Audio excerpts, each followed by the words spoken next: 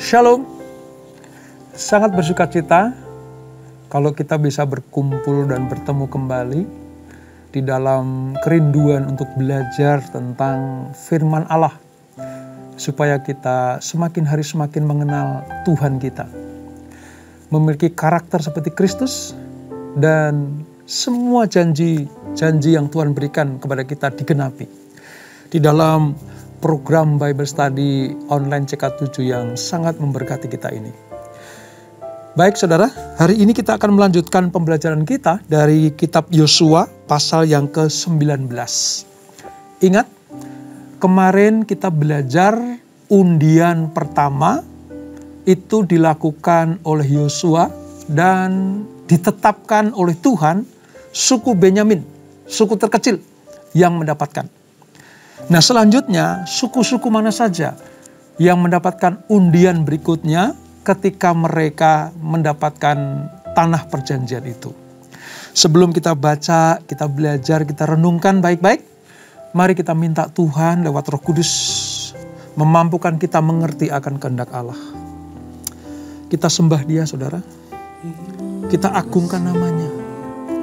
Kita muliakan. Sebab Dia Allah yang luar biasa buat kita semuanya. Yesus Tuhan, Yesus Tuhan Allahku, mulia nama-Mu ya Tuhan, masyhur segala bangsa, diagungkan di setiap suku bahasa. Sebab Kau layak dipuji.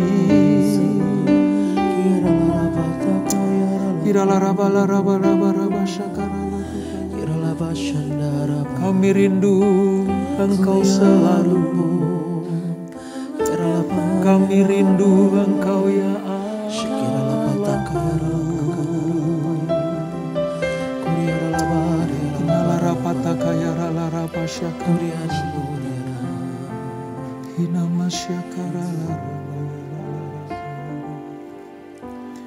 Ku rindu Kau Tuhan, lebih dari segalanya.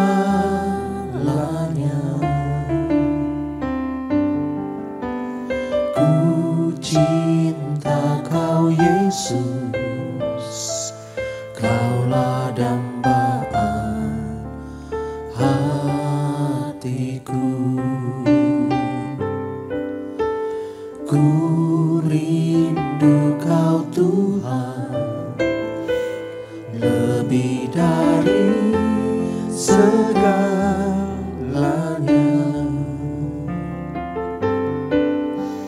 Ku cinta Kau Yesus, Kaulah dambaan hatiku.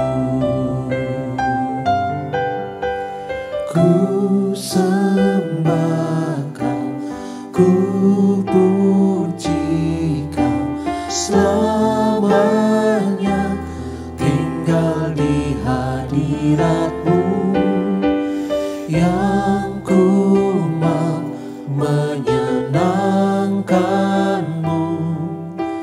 Yesus, Kau dambaan hatiku.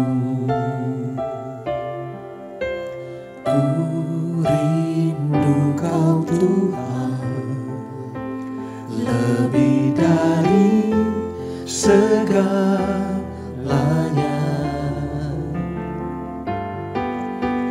Ku cinta Kau Yesus, Kaulah dambaan hatiku. Ku sembah Kau, ku puji Kau, selamanya tinggal di hadirat-Mu, yang ku mau menyenangkan-Mu. Yesus, Kau dambaan hatiku.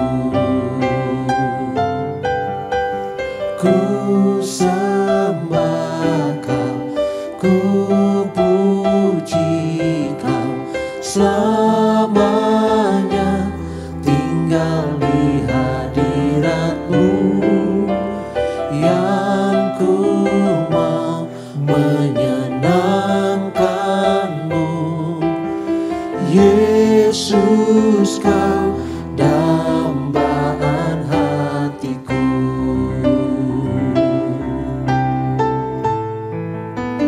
Kami sembah Engkau ya Tuhan. Ku sembah kau, ku puji kau, selamanya tinggal di hadirat-Mu yang ku mau menyenangkan-Mu.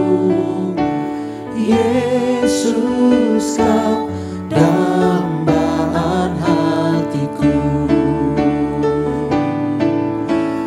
Ku sembah kau, ku puji kau, selamanya tinggal di hadirat-Mu yang ku mau menyenangkan-Mu.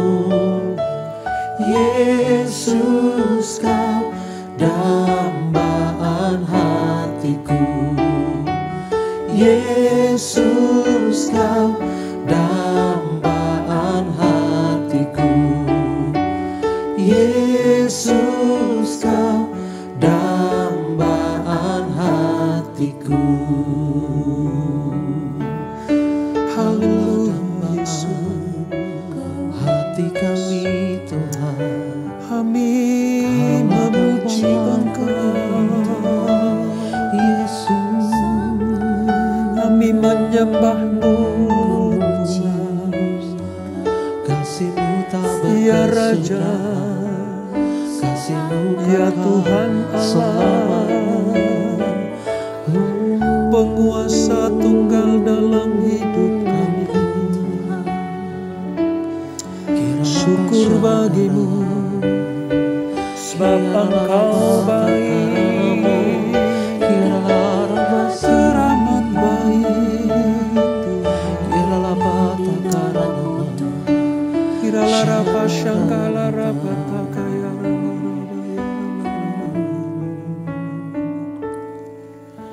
Yesus, Engkau baik, sungguh baik, sangat baik. Yesus, Engkau baik, sungguh baik, sangat baik. Kasih-Mu tak berkesudahan, kasih-Mu kekal selamanya. Aku telah mengenal kasih karunia-Mu. Aku telah mengenal kasih karunia-Mu. Kau kaya, rela jadi miskin, supaya aku jadi kaya. Hosana, Hosana bagi Yesus Allahku. Hosana, Hosana bagi Yesus Tuhanku. Oh, sungguh Allah yang baik bagi kami. Yesus, Engkau baik, sungguh baik, sangat baik. Yesus, Engkau baik, sungguh baik, sangat baik. Kasih-Mu tak berkesudahan, kasih-Mu kekal selamanya. Aku telah mengenal kasih karunia-Mu. Aku telah mengenal kasih karunia-Mu. Kau kaya, rela jadi miskin, supaya aku jadi kaya. Hosana,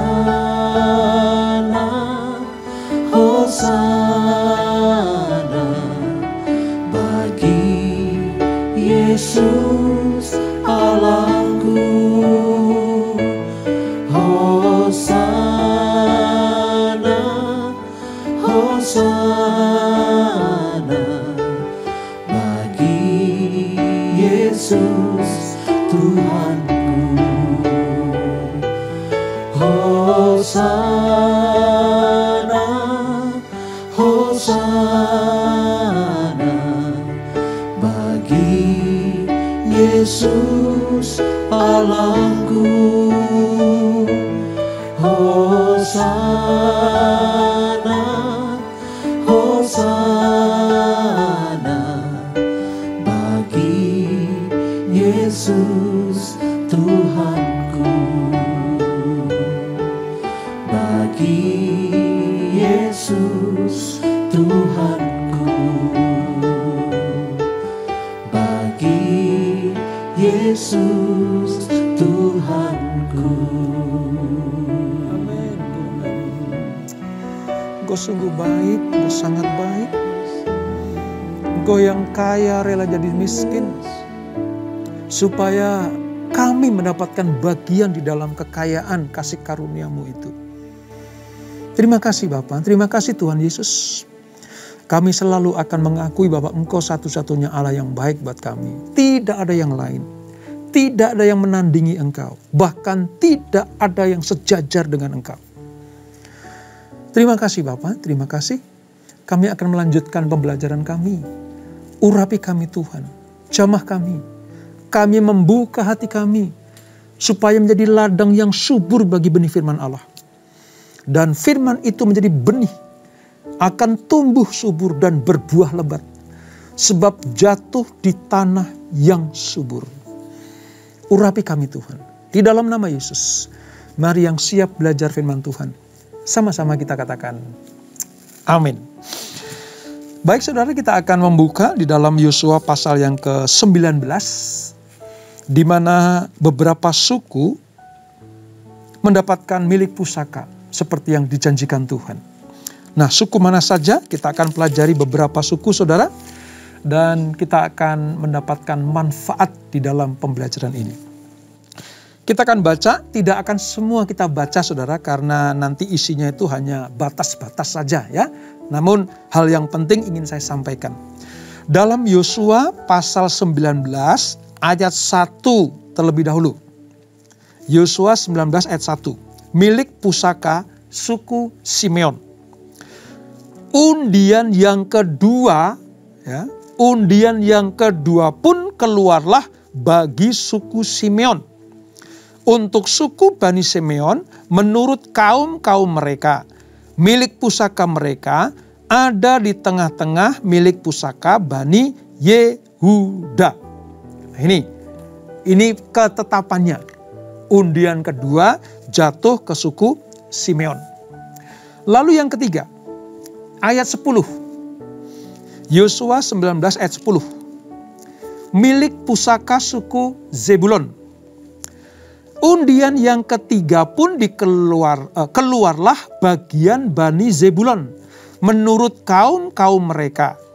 Batas milik pusaka mereka sampai ke Sarit.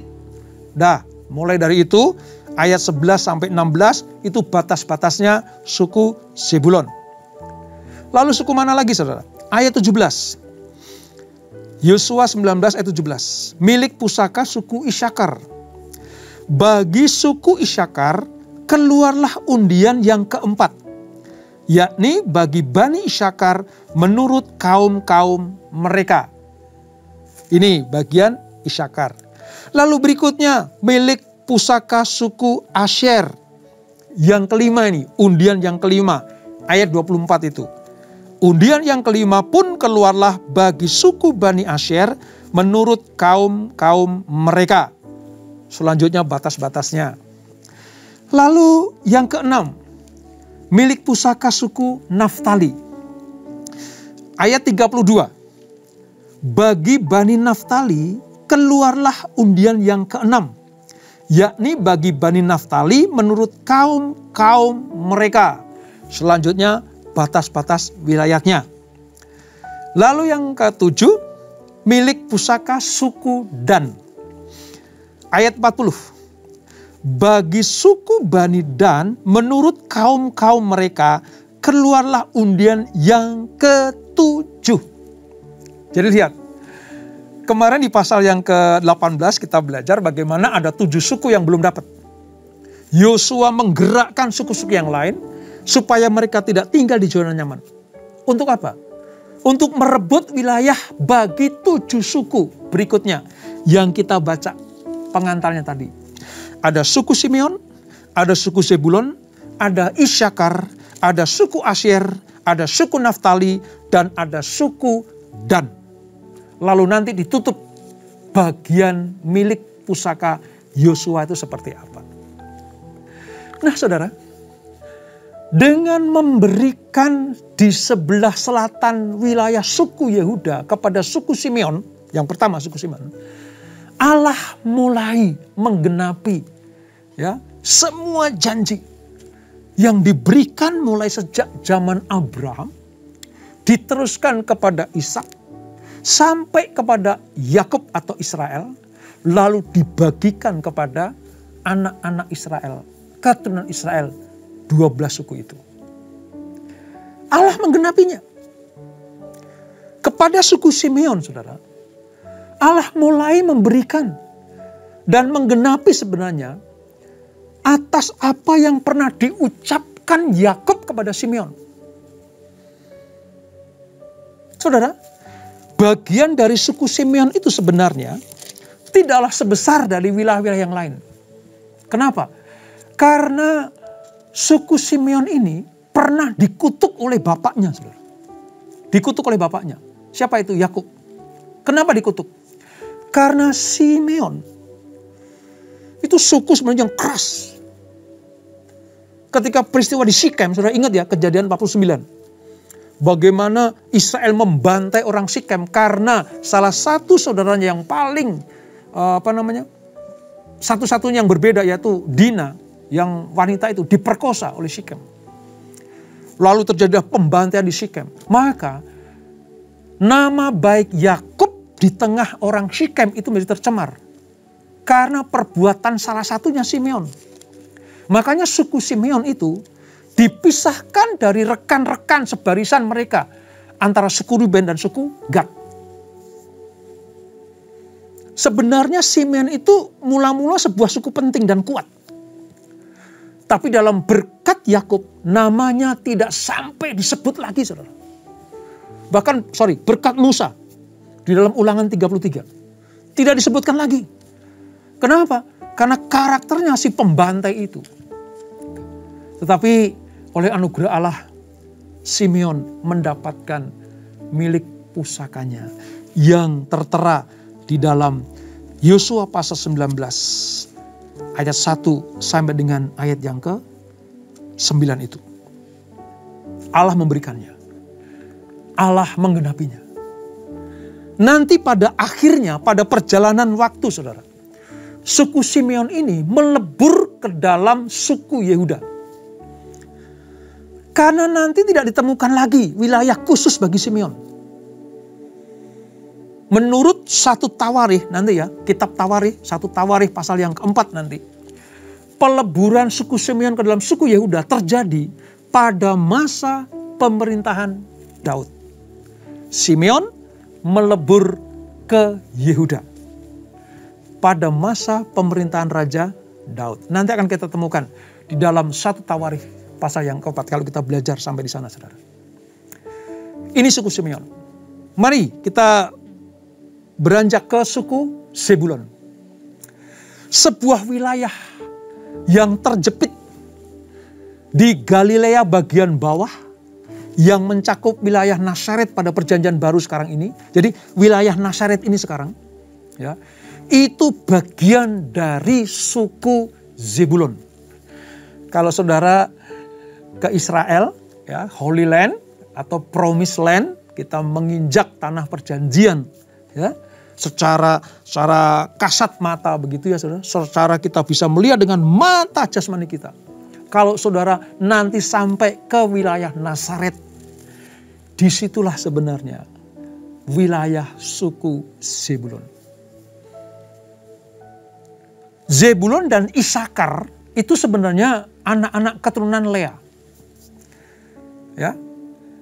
Tetapi di bagian utara suku-suku keturunan Rahel, di dalam rangka persekutuan dengan bangsa-bangsa Yehuda, ya, Isakar dan Zebulon ini berkemah atau ada di wilayah situ.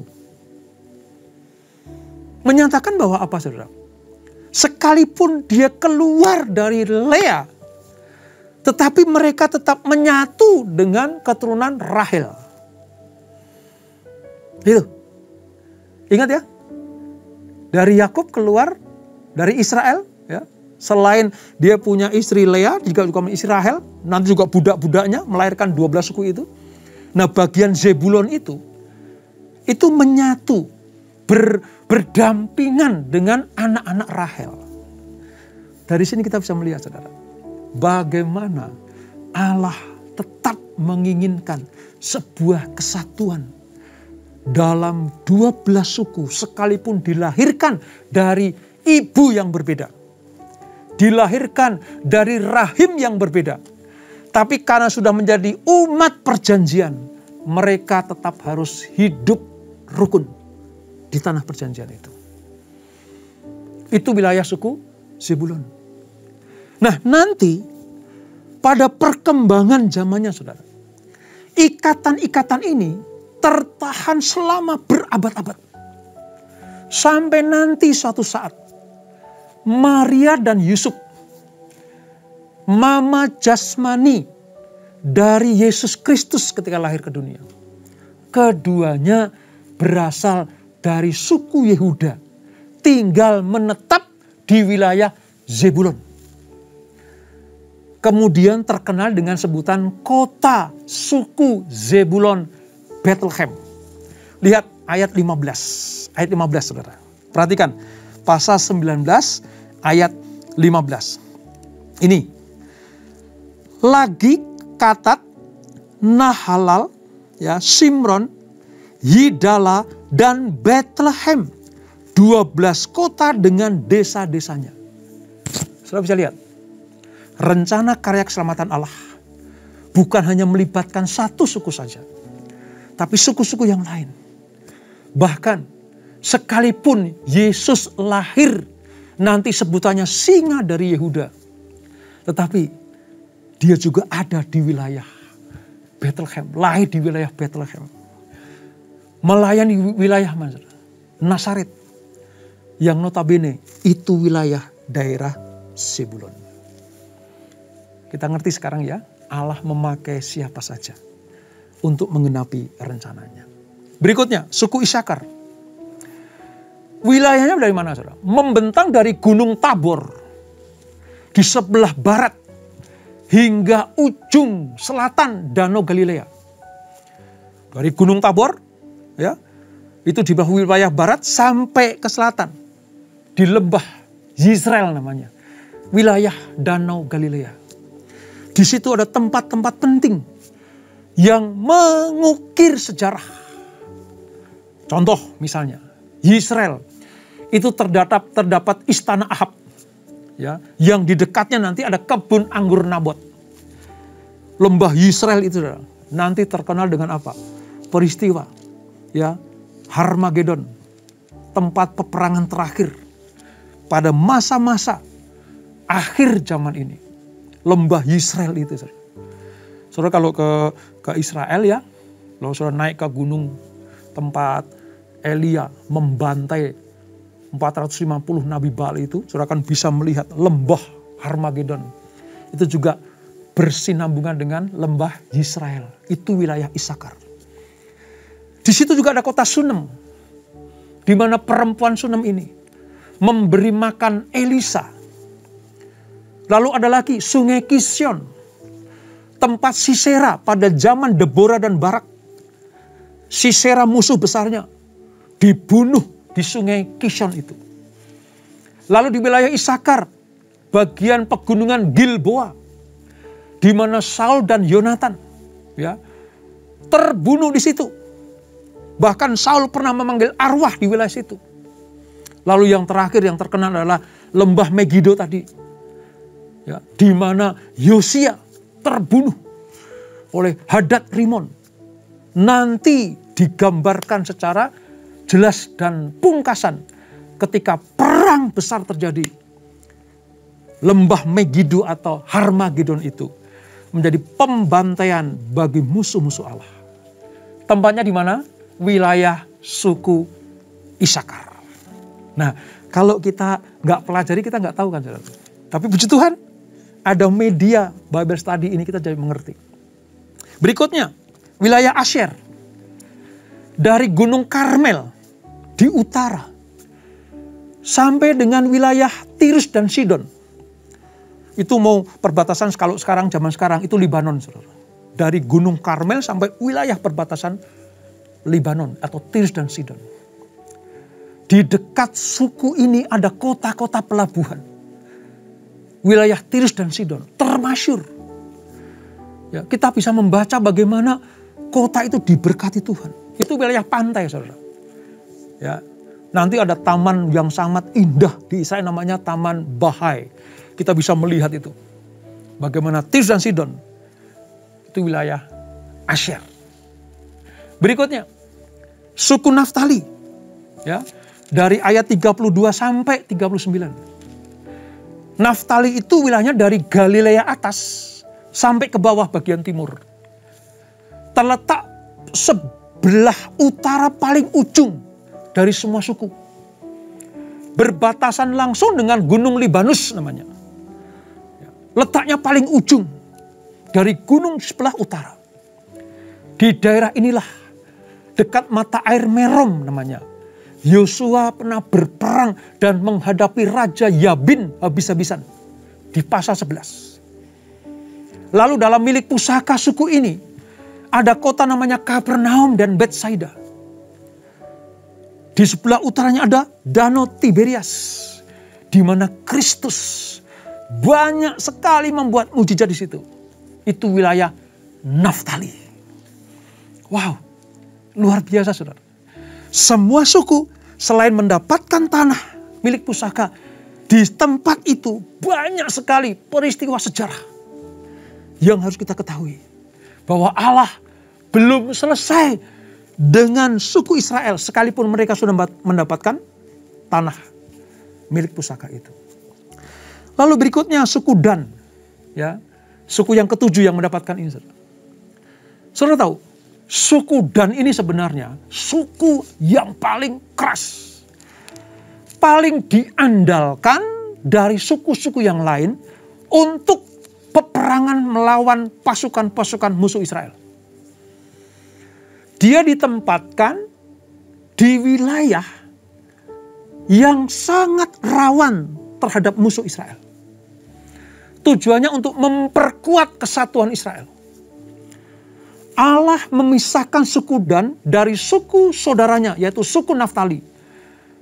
Sebab keduanya, Dan dan Naftali ini adalah keturunan Bilha. Dipisahkan. Karena Dan, suku Dan ini diandalkan untuk melawan musuh-musuh Israel. Sebagai contoh, ketika barisan suku Dan di dataran wilayah Filistin yang nanti diduduki oleh orang Amori, itu mampu suku Dan menguasainya. Walaupun pada sejarah kelamnya suku Dan ada yang murtad, pindah ke bagian suku Amori ini. Tetapi pada kenyataannya sebenarnya, pada pembagian wilayah ini, suku Dan itu sangat diandalkan untuk melawan musuh-musuh Israel, khususnya orang Filistin, yang nanti diduduki oleh orang Amori. Nanti kita akan lihat dari Hakim-Hakim pasal yang pertama. Kita akan melihat suku Dan itu seperti apa. Walaupun merupakan panglima untuk salah satu dari suku petempur Israel ini, saudara. Dia sukanya berkemah di padang gurun, menjaga barisan paling belakang. Ya. Tetapi mereka sangat diandalkan. Karena suku Dan itu suku yang paling berani untuk berperang. Paling berani. Makanya Allah menetapkan ujung, bagian dari ujung Israel, wilayah utara sana. Supaya kalau ada musuh dari utara, suku Dan dulu yang maju. Saudara ingat ketika ada kota-kota tentang Shora, Eshitaol, ya, itu bagian dari perkemahan suku Dan. Di mana kisah Simpson ada di situ. Ya, dan di dekat sana itu ada lembah namanya lembah Eskol. Para pengintai mulai dari situ. Jadi mulai dari peperangan diintainya dari lembah Eskol. Itu wilayah suku Dan. Makanya kita bisa melihat bagaimana suku ini sangat diandalkan ketika Israel berperang. Saudara, dari apa yang kita pelajari, 7 suku mendapatkan bagian wilayah undian milik pusaka ini. Yosua betul-betul menggenapi semua rencana Tuhan. Dan yang paling membuat kita sangat-sangat terinspirasi terhadap Yosua adalah, lihat di ayat 49 sampai 51, saudara. Saya akan bacakan. Setelah 7 suku mendapatkan bagian, apa yang diterima oleh Yosua? Mari kita lihat. Ayat 49 dari Yosua pasal yang ke-19. Milik pusaka Yosua. Setelah orang Israel selesai membagikan negeri itu menjadi milik pusaka mereka, menurut daerah-daerahnya, maka kepada Yosua bin Nun diberikanlah milik pusaka di tengah-tengah mereka. Di tengah-tengah mereka. Sesuai dengan titah Tuhan. Mereka memberikan kepadanya kota yang dimintanya, yakni Timnat Serah di pegunungan Efraim. Kota itu dibangunnya dan menetaplah ia di sana. Ayat 51. Itulah milik pusaka yang diperundikan di antara suku-suku orang Israel di Silo oleh Imam Eliezer, oleh Yosua bin Nun, dan oleh para kepala kaum keluarga di hadapan Tuhan, di depan pintu kemah pertemuan. Demikianlah diselesaikannya mereka pembagian negeri itu. Sepintas kalau kita membaca, selesailah tugas Yosua. Tapi mari kita lihat, saudara, nilai-nilai dari kepemimpinan Yosua. Yosua bersedia menanti hingga bagian terakhir. Setelah semua suku mendapatkan, barulah dia mendapatkan bagian. Di mana itu? Timnat Serah. Itu wilayah bagian barat daya Silo. Kira-kira 17 mil dari Sikem. Di perbukitan daerah suku Efraim, yaitu suku Yosua. Seorang pemimpin, seorang pengatur pasukan, seorang yang dipercaya Tuhan dan disegani oleh bangsa Israel. Ketika menyelesaikan tugas merebut tanah perjanjian, membagi-bagi kepada 12 suku, dan terakhir kepada 7 suku itu, barulah Yosua mendapatkan bagiannya. Wow. Ini selain pemimpin pasukan, saudara, dia memiliki hati gembala yang luar biasa. Yosua punya jiwa seperti ini. Domba-domba dapat makan dulu. Domba-domba dapat bagian dulu. Baru aku mendapatkan bagianku dari Tuhan. Kepemimpinan Yosua menjadi suatu teladan yang luar biasa. Yosua dilayani terakhir. Meskipun ia orang yang paling tua dan paling hebat dari semua orang Israel. Tapi dia rela mendapatkan bagian yang terakhir. Dan hebatnya lagi, Yosua mendapat bagian sesuai dengan titah Tuhan. Bagiannya. Dia tidak pengen semua wilayah memberikan upeti kepadanya. Tapi cukuplah Yosua mendapatkan seperti apa yang Tuhan tetapkan. Dia tidak serakah, dia tidak egois. Dia lebih suka pasukannya, suku-suku yang lain mendapatkan bagiannya, baru dia mendapatkannya. Yosua memiliki milik pusaka di Gunung Efraim, yang merupakan apa? Milik sukunya sendiri. Ini tanda bahwa aku tetap mengasihi, mencintai, menghormati sukuku. Sekalipun aku punya hak untuk mendapatkan dari suku-suku yang lain. Wow, luar biasa. Lalu di pasal yang ayat 49 itu, orang Israel memberikan tempat itu kepada Yosua. Ini artinya apa, saudara?